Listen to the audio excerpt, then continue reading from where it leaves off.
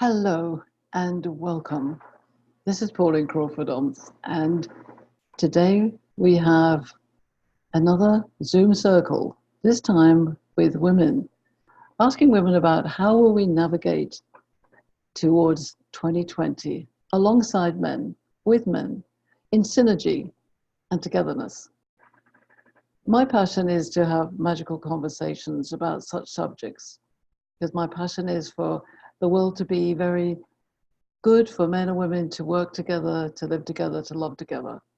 So I'm looking forward to my guests arriving and to have a conversation that will bring out some useful observations, insights, and wisdoms.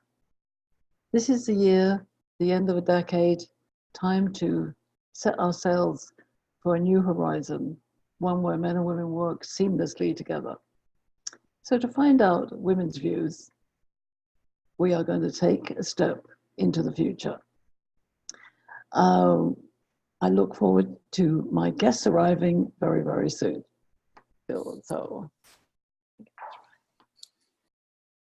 And it is recording. So welcome. And as I said just before now that I was waiting for some of my guests to arrive. And as I'm known as the Ambassador of Magical Conversations, I send out a ripple of love to Donna Thomson, who's in Canada. Hi, Donna, it's fantastic to see you, and Patricia Barnett in Las Vegas, where I'm based. And I had a delightful conversation with men on Tuesday, so I think it would be great to have the same here. Now, I don't know whether other people are going to join us, so I think we should carry on and continue what is. And now that's interesting. My earbuds have just said that my battery is low, and I have hearing aids, but it's going to be fine. I'm just going to carry on because it will last for at least the time we're together. And it brings a point up, which I was just sharing with Donna, Patricia, is that this year has been a year of change and never knowing what's going to turn up next. I don't know whether that's been your experience. So my first question that I ask on this is, what one word would you say for 2020 in terms of men and women living, loving, working together? What's the one word for you? Mm-hmm. Well, Pauline, for me, I think it's transformation. That's what's coming for me, transformation. Transformation, that's fantastic. And Donna, what about you? What one word? This is a very interesting question for me right now, because recently I wrote a piece for Open Democracy about toxic masculinity being a threat to democracy, a caring democracy. And I got a lot of hate mail about it. And I corresponded deeply with some of the people who wrote me very nasty messages. And it's been really interesting, a very interesting conversation. And, it's really made me think a lot. So I will say translation. I felt like we needed to invent a new language to talk to each other. And the language that I was using and the language that they were using wasn't sufficient to represent what we thought and felt. So I will say translation. I love that. That is wonderful, because as you both know, I'm very into creating a new language across my gender dynamics map. And that's so important. So my word's going to be synergy. And here's Patti. So my word's going to be synergy, because I believe that we have all the pieces. We have men and women of different types and different generations and different cultures and different orientations. We've got all the pieces, but we haven't enabled that synergy to come together. Hi there, Patti. Hi, Pauline. My apologies. I couldn't get into your Zoom link, so. Oh, I hope that's fine. Welcome. So Patti is in California, Donna is in Canada, and Patricia is here in Las Vegas with me. Good to meet you all. Great to meet you. Welcome. And Patty, we just started, and we were talking about the one word that would describe 2020 for us in terms of men and women. And let's hear your word, and then we'll share what the others said. What Okay. one word? My word is empathy, understanding. Empathy, understanding. Fantastic. So, Patricia, say again a bit more about your word. So, what was your word? My word, transformation. I think that, and what I'm feeling and what's being revealed is that this is a dynamic time for transformation, actual almost transcendence of where we've been. May it take a little while, yes, and this is the door opening. And I think it's so brilliant because all of this is necessary for that transformation. Patti, empathy is absolutely essential for that to happen. And you'll hear along the other words too. It's dynamically coming together in that synergy, Pauline. Yeah, and so synergy was my word, which is really what I'm focused on, about the synergy and the synergistic relationship of all men and women of all different diversities. And Donna, yours was? Mine was translation, in terms of sort of seeking a new language. I feel like we have a poverty of language in explaining how we really feel and what we think across cultures, across the gender divide. And I think all of these words are central to transformation, which is the goal. So, yeah. Yeah, I'd like to add something too, Pauline. In listening to the words, the other word that had come to me before empathy was integration. And so as I listened to your three words, the synergy, the transformation, and translation, I love that translation. It really touched me to want to say that integrating all of these parts and integrating with the man and politically, religiously, I mean, all of those factors. Yes, integration along with that. That's wonderful as well. Now, what's lovely is, Kate, are you on screen as well? Hang on, I'm not looking at this. No, but we want to see your face because that's what is about it. Now, I would like to introduce Kate, and Kate is actually in the UK, so this is fabulous. Great. Because Kate, we have Donna's from Canada, Patti's from California, and Patricia and I are in Nevada.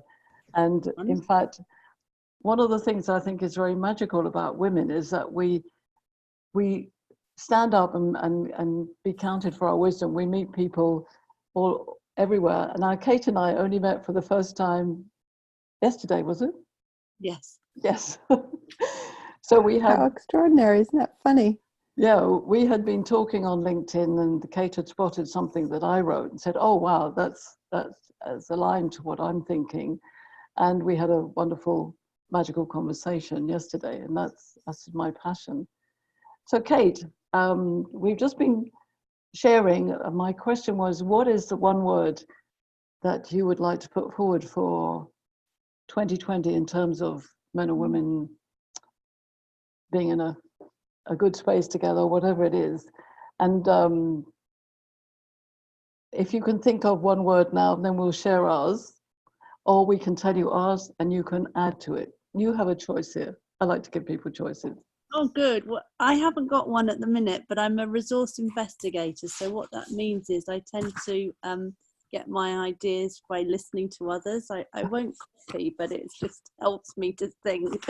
So if you don't mind sharing yours, I promise I'll have one by the end. Okay. Oh, well, let's do that again then. Patricia, share yours. Transformation.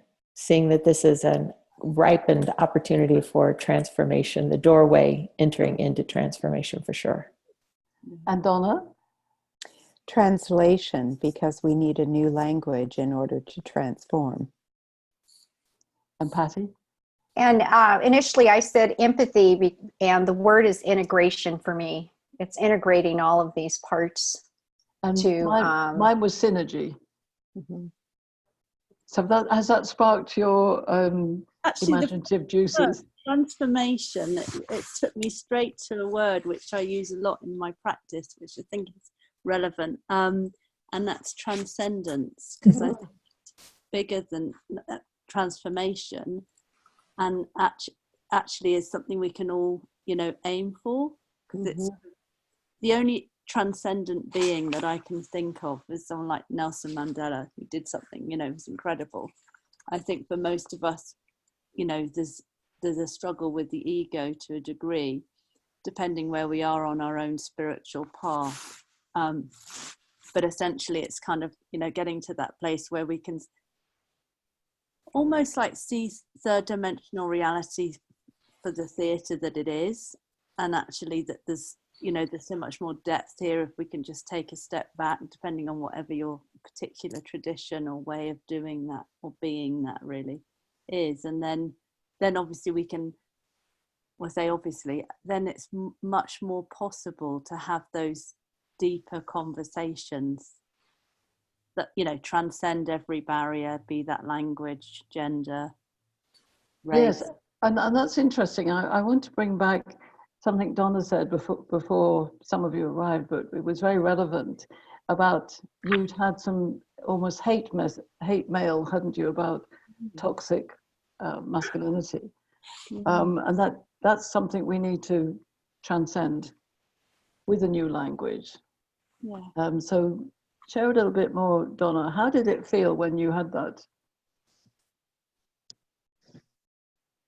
Well, I had written this article, I think quite naively, thinking that it was self-evident that what we were talking about, this incel kind of behavior, actually what sparked the article that I wrote for Open Democracy was a piece of research that came out, got quite a bit of press, showing that men were far less likely to perform acts of environmental protection.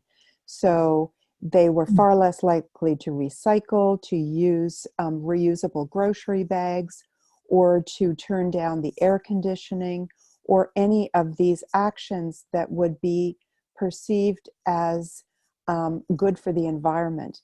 And the reasons that they gave, and this was a huge study, and it showed an overwhelming trend in men not to do these things for fear of being perceived as weak or gay by other men. And so I used the example of caring behaviors, having been criticized in the press, and that this is something we need to call out, and we need to encourage caring behavior in men. And that we need to call out these attitudes that are bad for people, bad for babies, bad for children, bad for the future of the planet, et cetera, et cetera. And to me, it was perfectly self-evident. But not to many men who took great exception to the words toxic masculinity, and that they felt that any argument should never be made on the basis of those words. Just that those words are such strong triggers for them that whatever you're arguing can never be heard. So that's where I became engaged with these people in a longer conversation via email, sort of along the lines of, well, but don't you think that men should be supporting other men to publicly carry their newborns in a baby carrier, for example, without being worried that other men would consider them weak? I mean, is this crazy? What kind of a world do we live in where caring behavior writ large is not okay for men? And so they all really came round in the end, and we all agreed, and I agreed that the language was wrong, and that I accepted that the language was triggering and it was not helpful. As a solution-based activist, just don't use this language, because it's never going to get you the result that you want, which is more caring behavior in my case. Yeah. And what's interesting is that the words we use are so powerful, Mm-hmm. and controlled by the other person's perception, which is not our perception. And you'll say a word even when you're with your nearest and dearest sometimes, and it goes, it suddenly gets an explosion, and you think, well, that wasn't what I meant. And you're right, there's these trigger words. And I know there's been a lot of writing about masculine and feminine toxic behavior, whereas actually it's all toxic behavior. I mean, toxic behavior is toxic behavior. And that's how I feel. And therefore, if we look at what men and women might do differently, and this is something I asked my men's group on Tuesdays, I asked them, what do you think are the blocks that women have in order to be more successful in the world? So if we reverse that question, what do you think are the blocks men have in order to be more successful in the world? Is that defined by our view of what their success might be? Like being caring? I don't think you can generalize, to be honest. I think it depends. Yeah, I mean, obviously in general, but if there was a block that we could perceive, say in those men who thought, they got upset about this article about being caring, and would other men think, is there other suppressed emotions? That though, so what I would say there is, if we look at the context, why do men find that difficult, or the caring piece, and why is that a trigger? Because men have lost their sense of identity with the concept of the metrosexual and, facial products, etc. So it's great that they take care of their hair and clothes and stuff like that, but it's like, well, who are we now? Because before it would have been maybe more, traditionally a suit and whatever else. And if you add to that, so when I look at it, the feminization of business, which is I think where we're going, it's kind of like now you can see more and more, I don't know what the percentages are, but more and more women being the main breadwinners and so on. Mm-hmm. And actually, but if we think about, socio-biologically, the setup, men perceive themselves to be, and, from genetically, to be the hunter-gatherers. So if they're not in that role, well, what is their role? So terms like, oh, it's gay or this or that, it's probably not that. It's just that confusion and loss of identity, which then causes the problem. And as we know, language is so personal as well, in terms of, what you mean by something or I mean. It's easy to be misunderstood. And I agree with the point you made before, that toxic behavior is gender neutral. I mean, you can see that in men or women. Yeah.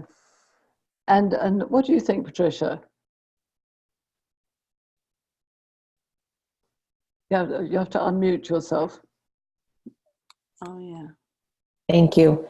I love the question so much, Pauline.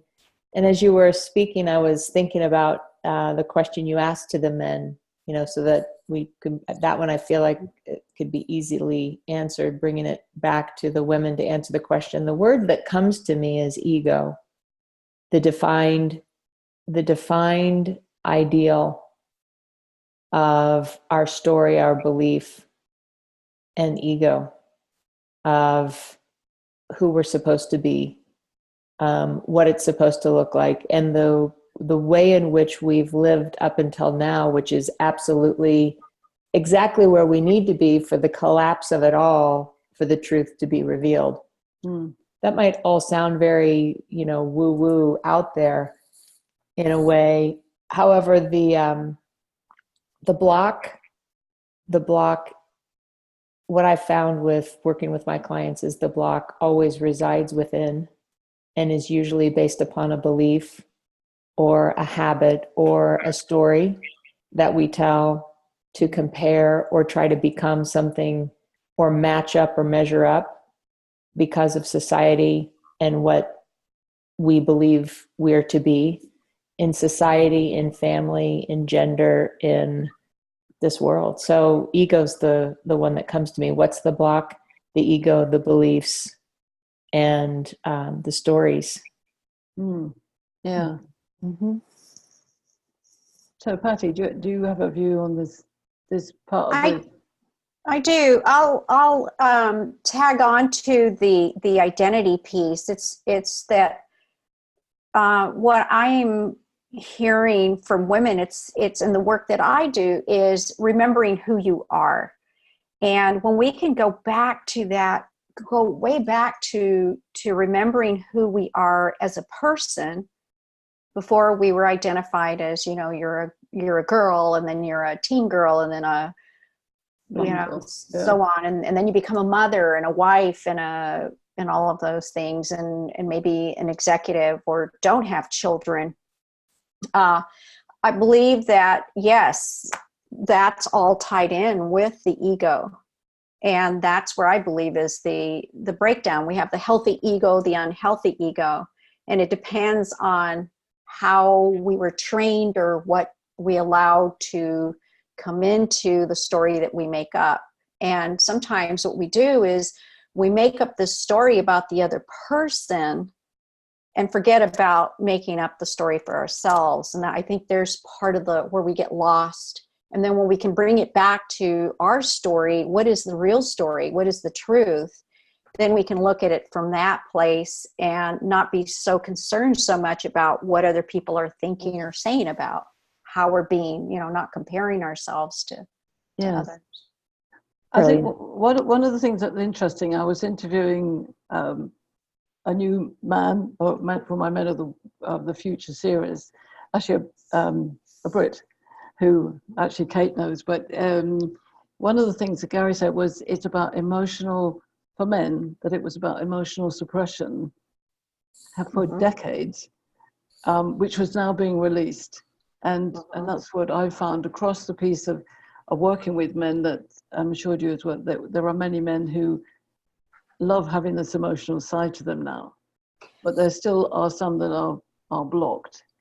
And what's interesting to me is that they would be very sensitive to the word masculine toxicity, that they, possibly the ones who are not enlightened and aware, they're the ones responding really negatively to that concept, in the way that we might respond to feminine toxicity if it was written about, and say kind of, no, that we wouldn't own that. Does that ring bells? Yeah, I'd like to touch on that, Pauline. One of the things that what I've picked up is that men don't want to be told that they are stuck, or that they are, what's that obstacle that's keeping you from moving forward, or what's holding you back. They want to, from what I've gathered, is they want to know, what can I do to move forward? Yeah. And I think that sometimes women, I've experienced, and even myself going through some process, is that we get focused on what's keeping us stuck versus that moving forward. Yeah. And translate it or transmit it into to the male.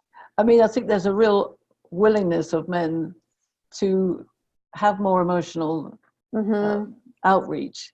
And a lot of the groups that I'm interacting with, which are men's groups, like one of the participants on Tuesday, Alan Stevens, he's from Australia, and he has a huge project with men, and now more women, the Campfire Project. But there are more and more of these places where men can go and share and not feel that to be caring, as you said, Donna, that it's now becoming okay. But there's still a lot of situations where the tough guys are ruling and saying, no, keep that emotion suppressed. So are there any other blocks that you think men have that are stopping them interacting with women, other than what we've discussed? Well, sorry, it's probably carrying on with what you said, but what came to my mind was I think I think she's a doctor, but Pat Allen, who's written a lot about relationships, so you might well have read her work, bearing in mind it's about men and women. But she said, basically men would use language like I think, and women will say I feel. Yeah. And it's very simplistic, but I mean, essentially that's the distinction we're discussing, really, and I think it's at the heart of it all.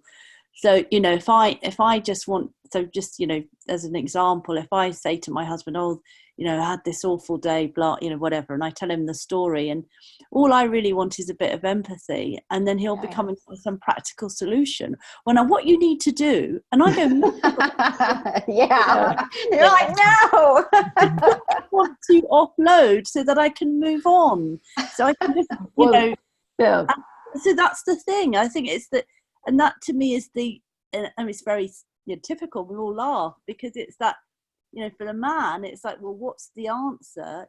So they'll be very practical. Can I do something? Can I fix your bath? Can I, and if you think about the 5 love languages, it's the same, isn't it? There's, and I don't know if anyone's ever looked at it, but do you see men in certain ones? I mean, apart from the physical, and others, it's that sort of thing, and I think that's at the heart of it, and whilst I accept what you say, Pauline, that there are more, there's men's groups and various all over the place, I would say that is the minority, not the majority. And I think you need to be careful because obviously our world is coloured by who we see, but I look, my husband is a very traditional man. He's also the CFO of his, the organisation he works for, takes his responsibilities incredibly seriously, and he's very much a work in progress. Well, I think that what we touch on here is what I've discovered is that, if you like, what I say is the hard drive of men is different to the hard drive of women. Of course, there's a huge range of men and a huge range of women, and that's the basis of my work. But that fundamentally, men are task focused and women are relationship focused. And sometimes I think we get involved in the upper level conversations and arguments and forget that the baseline territory is just that. So the very extreme masculine male who really wants a decision much quicker than maybe even his softer colleagues or any of us, he gets tired when women talk too much. He's not, and it might look like toxic behavior at that point, but actually it's just his, if you like, his natural gender dynamic behavior. And that's what I see all the time. Some of the things that the men that I spoke to said overall is that, women are complex and we're very simple and straightforward. So if we take that as some kind of baseline of simplicity, that women are the more complex, and actually there's a lot of statements about women are much better entrepreneurs, and it's not in the sense of better or worse, but it's just that we're different.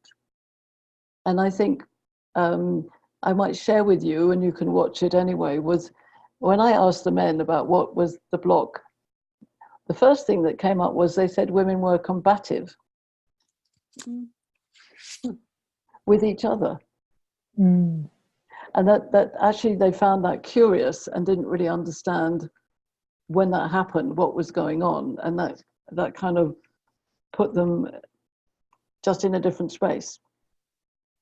So when there's a lot of articles written or talk about toxic masculinity or toxic femininity, I think it throws a negative shadow on gender dynamics, whereas actually the beauty of our differences is the wondrous bit about how we could be more synergetic. Does that make sense? Any comments on that? If we were looking now to how do we get past those, how in translation can we talk to men about how we bring value to the party? What clues have you got on that? I think that's really, this is such a rich conversation. I love that so much. What came to me as I was listening, and Kate, when you were speaking specifically, is the idea that maybe the block is the block itself, the block that we just don't know what we don't know, right? Mm-hmm. This idea that even when we're speaking about connecting with each other, that we are different, we speak different languages, it's about the common ground. And when we're speaking about ego meaning the blinders that we have, that we can't even see, that we don't even know we have, right? So I think that to me, that's what I mean about ego, is the blinder that we don't even know that we're wearing, that we don't even know that we don't know. And through these conversations, through education, through common ground, through the the translation, I think that that's where we have so much power to have a landing. You know, it like a seed has to have fertile soil to bloom or blossom or grow. A seed on a rock, it's just not going to grow. Yes. And I think that when we're thinking about blocks, those seeds, if they're not in fertile ground, they're not going to grow, whether it's women or men. And for women being reactive, again, ego, right?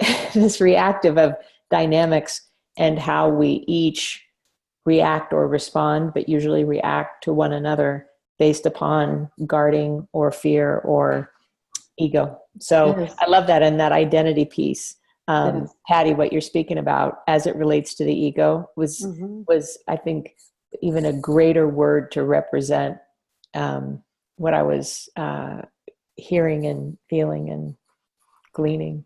Mm-hmm. So I think that's wonderful. Donna, your view on this. Yeah, it is very interesting, and this conversation makes me think about two things. One is ideas from the author of a book called Power and Love, Adam Kahane. And Adam Kahane's ideas of power and love are that love is the drive to unity, and power is the drive to self-realization. And the images in his book that he uses to describe those are that love would be like a bonfire with lots of logs burning, and power is a single torch. And, extending the metaphor of the seed on the rock, I mean, we are all, I think, products of our environments, and the environments in which we live are so fundamental to how we think about love and power, and reconciling those two needs and forces. And, traditionally, power has been, that single torch has been in the hands of men in the business world, and it's been in the hands of women in the home. And now we are mixing these, the environment and how the environment interacts with the ego and power and love in these environments is becoming confused. And one of the things that the men spoke to me a lot about, who these men I talked to about toxic masculinity, were their absolute rage at how they were not allowed to have any self-realization or recognition in the home with their children. That it was still the sacred space of women, and that they resented this very much.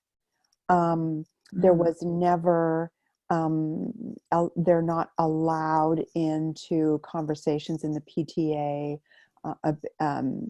They're not, products for children are marketed only to mothers. There is no public recognition of the role of fathers. And it reminded me, Pauline, I'm sure I told you about this, I blogged about it, but when I was living in the UK, I went up to Cambridge to this conference about women swimming upstream. And there were a bunch of really senior women leaders there, and they were talking about the issues uppermost in their minds. And most of it was about feeling like they needed to be in two places at once. When they were at work, they felt they should be at home with their children. When they were at home, they felt they should be at work. And there was this constant tension that way.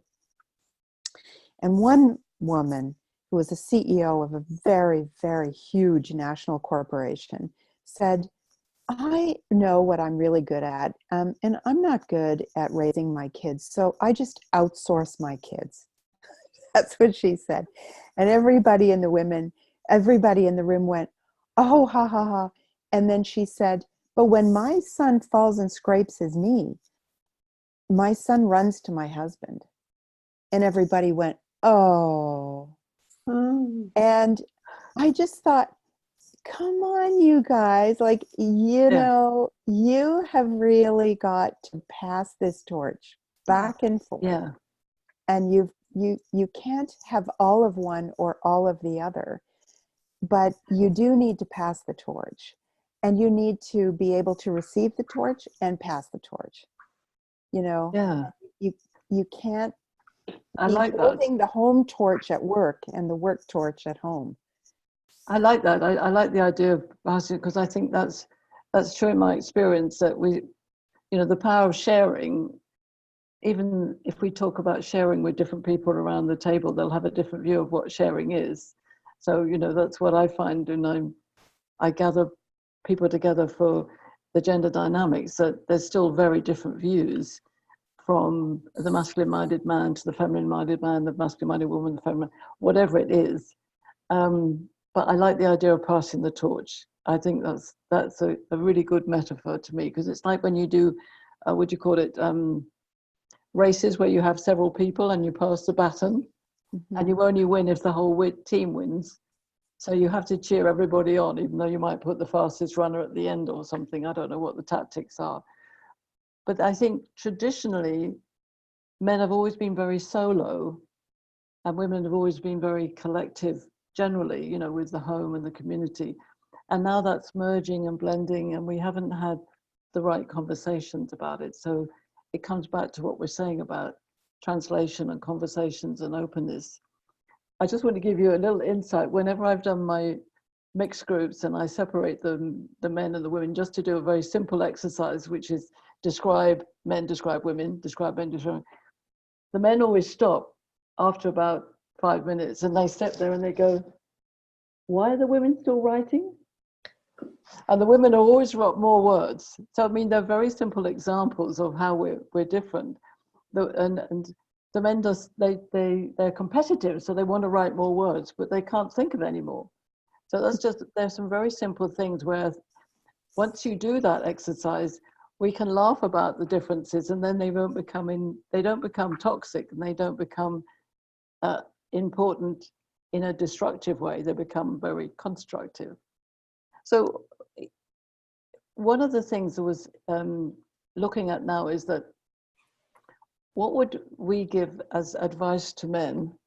So as wise women, what advice would you give to men to bring about the word that you described for your 2020? So translation, what steps would you take for transformation, for transcendence, and for integration? Yeah. I'll go, Pauline. I think it's what keeps coming up, or kept coming up, and still is this shared responsibility. It's a shared responsibility where, speaking of, you know, the women at home and the men at work, and then you've got the woman who's wanting to do both.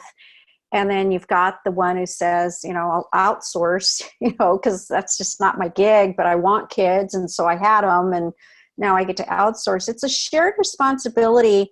And I'm seeing it more and more with young couples, especially guys who are getting involved in their 30s. They've been single all this time. They've been working enough to sustain their lives.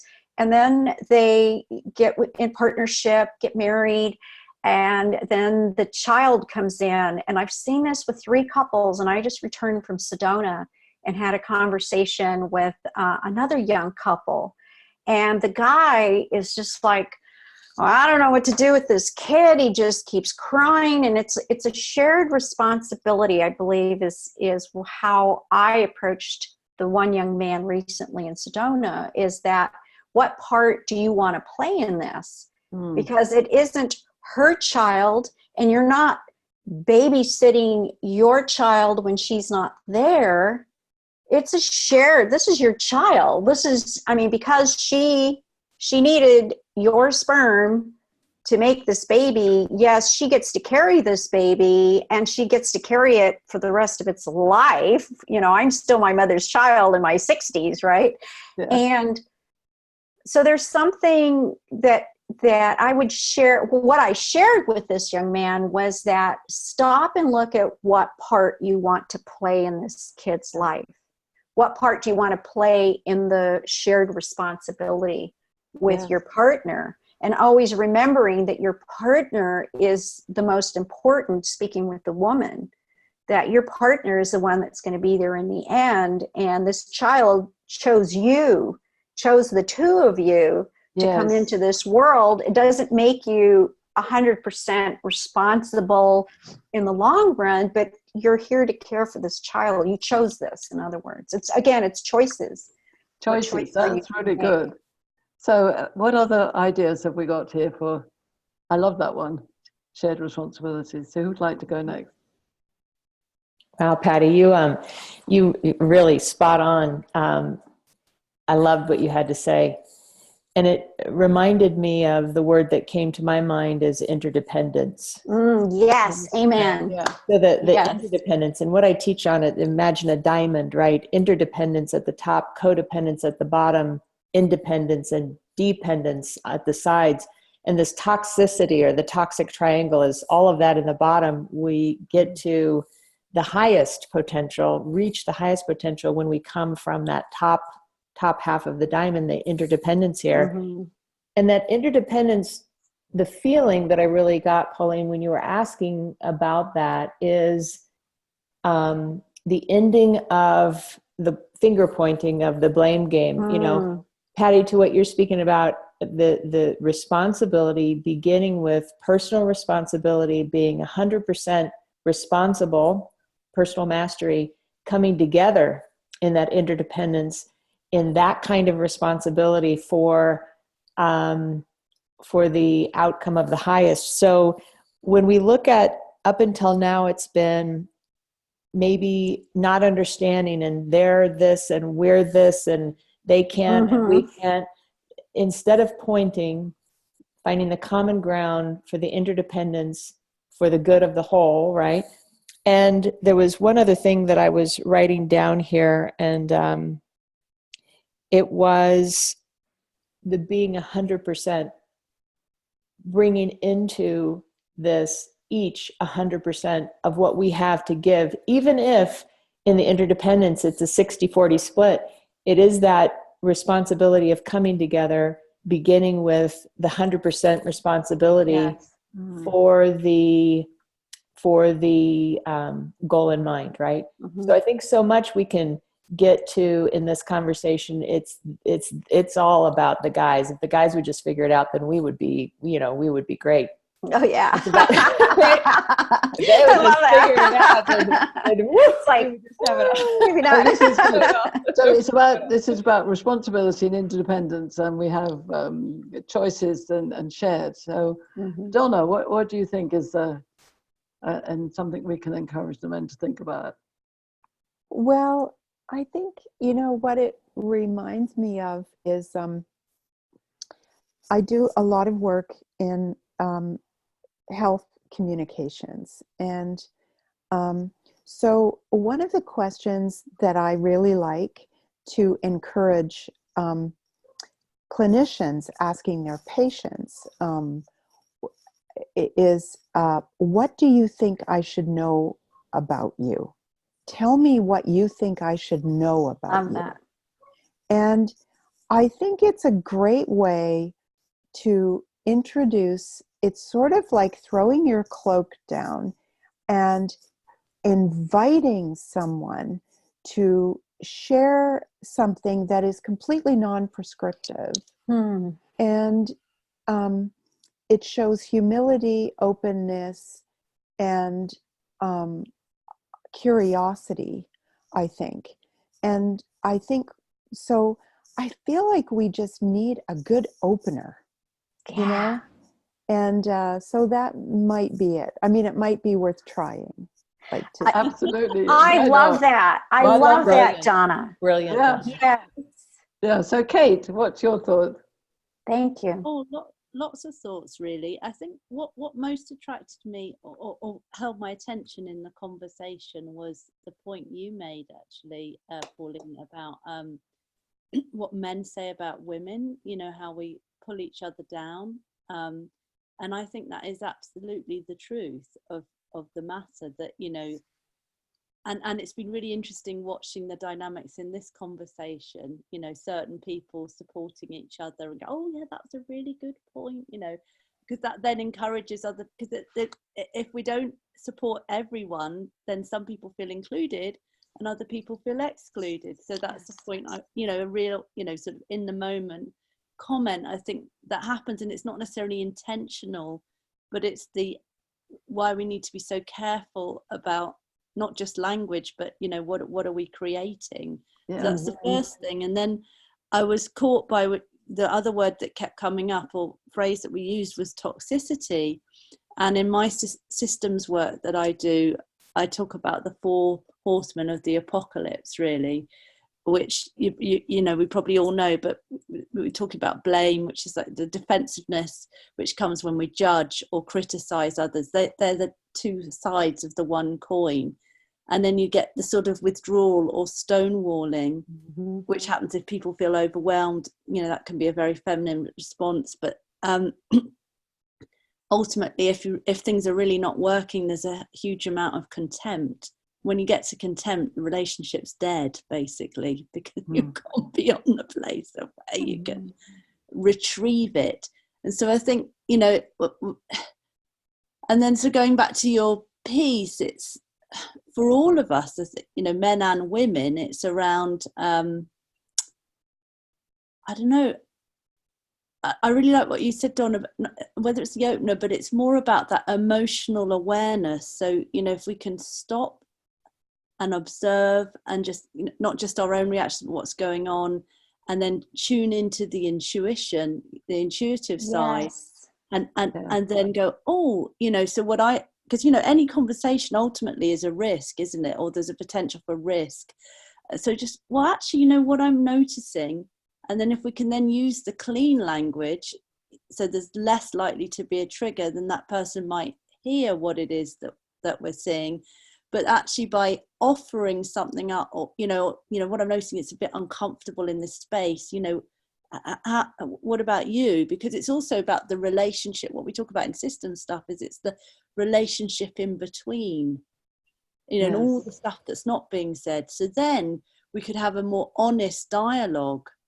And rather than being, oh, you know, look at me and my work and I do that, you know, because that's almost irrelevant, really. You know, everybody, as we've said, probably in this group, but, you know, increasingly we're all working, so we don't need to do the one-upmanship, or you know, I mean, it's just, okay, look, right, you know, how can we have just really connect? Because actually, if we strip all of it back, what is it we want, whether we're male or female, is connection, you know. And it's like every time we find, you know, if we're not being impeccable for our word or whatever. So I was talking to Pauline yesterday, we've got some people in common, and so I was talked about, and I thought, right, now I'm going to do something about that. I'm going to contact that individual who happens to be a man. And I went to him and I said, do you know what, I just don't understand this. Can you talk me through that? It feels like there's a lack of transparency there. And that gave him a chance to give his side of the story, right? Because what we do when there's a vacuum, we make up a story to fit the space. And it's actually, well, no, or, you know, let's go back and have that, or allow that space or something for the conversation, and then greater understanding. Yes. something like that. I love that. That's really good. I must say, one of the men that I interviewed over the last 2 years, I just remember the story. He was working actually in his 40s. He's working in a school with autistic children, I think. But his reflection was that he made a point every night he would think about the conversations he'd had with other teachers. And if he thought there were any that were maybe they jarred or something, in the morning he would go in and go to that person and say, you know, that conversation we had yesterday, was it good or was it not so good? And if it was good, it was great. And if it wasn't, he could then clarify, like you're saying, Kate. But I thought that was a really very positive thing for a man to consciously do. Yeah. Simple things like that, which are shared, which you can do easily. Yes, and I'd like to add to that. Donna said something that I think is a huge piece here is curiosity.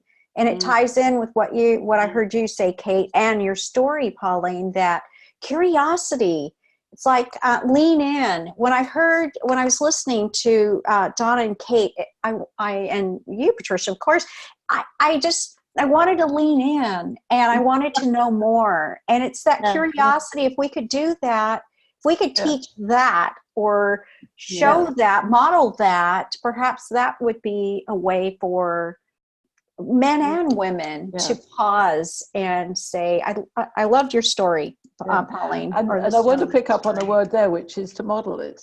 I think that's another thing is to model. I recently was running a session about gender dynamics, and we were talking about the very masculine male in business who might be quite abrupt, maybe have a little bit more ego. And I said, one of the things I've learned is that a very good way of tuning into him is to validate him. And one woman said, oh, no, I don't want to do that because I said, no, I don't mean be over pandering or anything, but just to be very simple, sort of, oh, yes, I hear what you say. And I think even just putting in these little extra words, we are already teaching men what it is we want. And one of the things that the men said on Tuesday was, we just like some clear instructions. See, I mean, generally, I think men are more instructional than women sometimes can be. But just take it on men is that if we're very clear with our instruction, even if we said, look, I'm going to be, I do this with my husband, I'm just going to be emotional for 20 minutes. Is that okay? They can either say yes or no, or go out the room.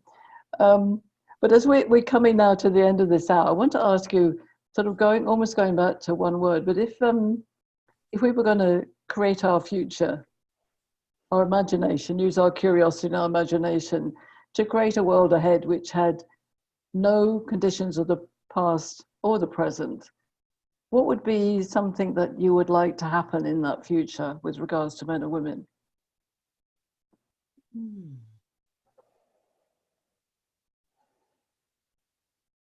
Maybe more of something or something totally different. I've stunned you all. I'll go, I guess. I think it would be a magical world in the future if we all had a clear understanding of what we could control and what we could not control. Because I think a lot of the conversations that are difficult that I've had with men who I perceive to be in positions of power had to, the part of the problem was that we didn't have a common understanding of all of the elements that we cared about in the situation and which of them anybody could control and which of them we were each in whose controlling what here.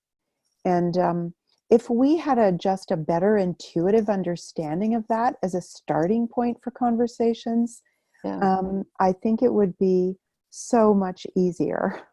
Okay, so clarity in that control as well. So any other? Yeah, I mean, I'm talking about just outcomes, like I can't fix this. This is, do you know what I mean? Like just picking apart a different difficult situation and sort of saying, because a lot of it is, you should be fixing this. And no, this is not my thing. I have no power over this. And maybe I do have some, if we could just have an intuitive understanding of what we can control in life and what we can't, that would, I think, make conversations easier. That would be marvelous. Yeah, I'll go ahead, Pauline. For me, it would be getting conscious with yourself. I mean, taking that deep breath and pausing and getting conscious to get clear, to then be congruent with your words and your body language. What are you really saying? And adding that curiosity, leaning in to find out more about the other person versus who, we already know who we are when we are conscious and clear. And getting to know, where does that other person fit into, how do I fit into their world? Not necessarily I need to fit in, because that used to be an old edge for a lot of people, is to take that deep breath and go inside and really be present with ourselves. And again, back to that, as I said at the beginning, is to remember who am I? Who am I, and what is it that I really feel and believe and think here, and how is this going to impact me by allowing the other person to have a moment when I pause, and moving forward from there. And I think it falls into with integration, right? Yes. Integrating that, which is the transformation, the translation, and also transcending. So, okay, that's great. So, Kate and Patricia, what are your words as we come towards the end? I mean, I said transcendence. So for me, at the heart of transcendence is service. One of the things I start off every day is by saying, and to the universe, how can I be of service to you today? I don't, I mean, it's not like a pat thing, but I think the more we're of service to others and less worried about, will I get my 5 minutes, or, will they know that I'm a really good coach, or whatever the thing is. It's like, and so I don't know, as you know a little bit, Pauline, I work on a very energetic level. And I've had people just say, oh, I want to work with you because I just love your aura. I mean, I've hardly said a thing.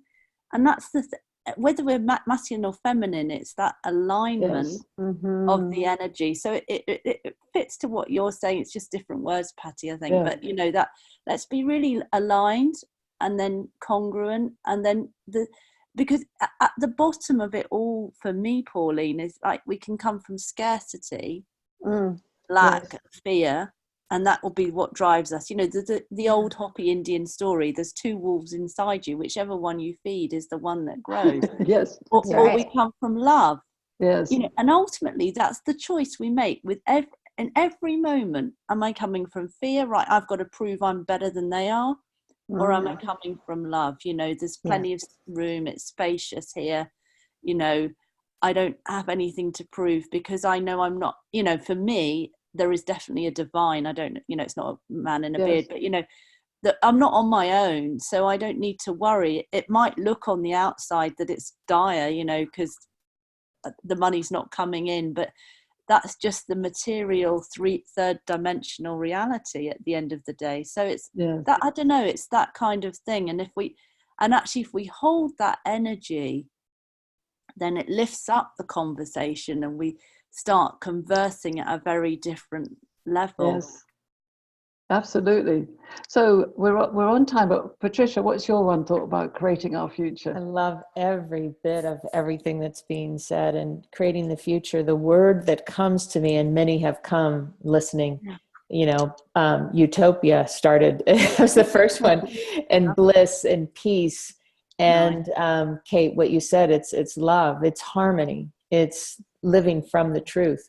And when we live from that space and place of love and being in the good for the whole, right? Coming from that and standing in our truth, well, I think that is the harmony and really is that utopia. But I do believe, I think utopia is the one that's not possible.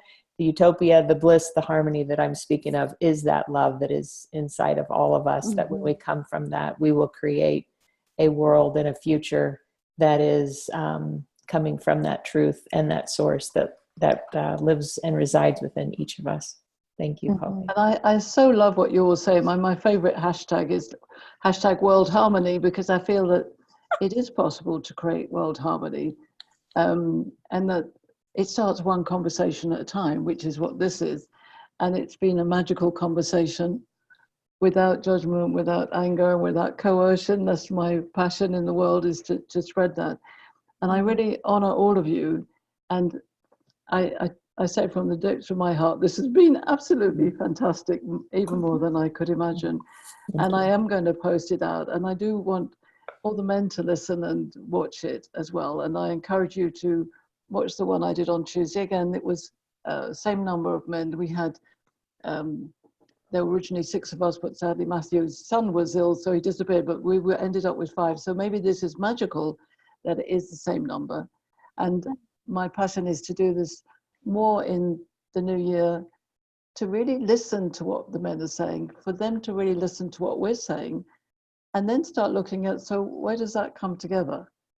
So as in my classes, you know, when we turn the boards around, or the women look at the men's words and then the men look at the women's words, it's actually the exploration of that everything on the board is right. Everything is as they have said.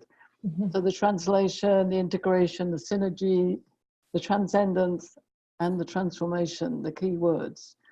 And so I honor and thank you for coming. I encourage you to connect with each other on LinkedIn. I think we're all on LinkedIn and also on Facebook. And this has been truly magical. Is there any last words that any of you would like to say?